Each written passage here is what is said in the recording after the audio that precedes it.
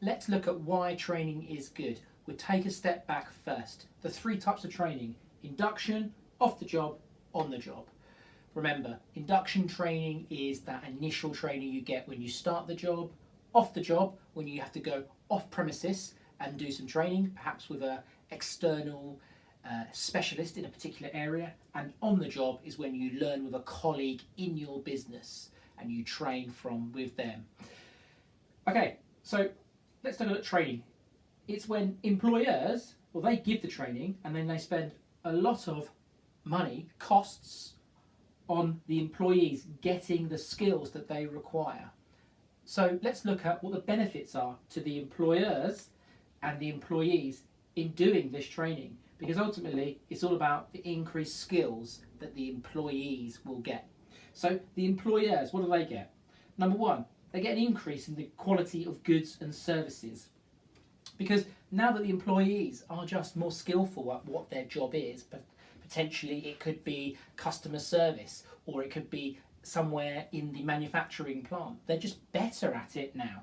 And because they're better at it, it might lead to increased sales and therefore increased revenue.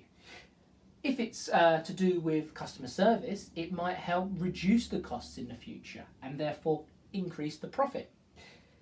Next one. So number 2, increase the quantity produced. Because if you're now paid for training to get the skills, well, then you are likely to be better at producing whatever it is you produce, and you do it quicker, you're more productive. And because your productivity is increased, that's hopefully going to reduce the costs to the business. Fantastic.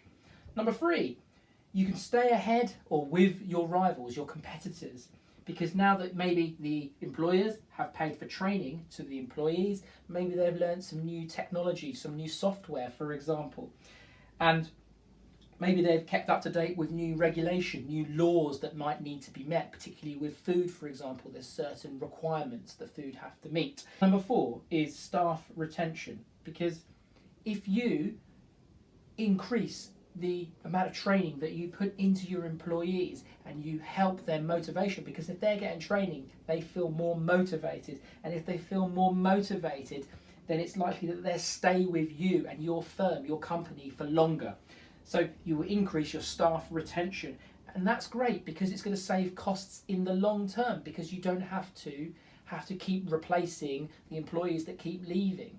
And perhaps if someone stays for a long time, you're more likely to keep putting money, putting investment in training in that person so they become the expert.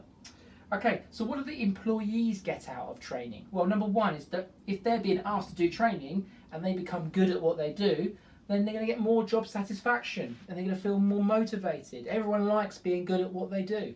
Number 2 is that if they are getting better at what they do, there's more chance for promotion for them, particularly if you're in a tall structure and there's more layers of management, then there's more chance for promotion. And if there's more promotion, usually with promotion, you get a pay rise. And that's fantastic for the employee. And finally, if you just get fantastic through training, then you probably or possibly have a job for life. And then an employee likes to have job security. That's great for them. I hope that helps with this video.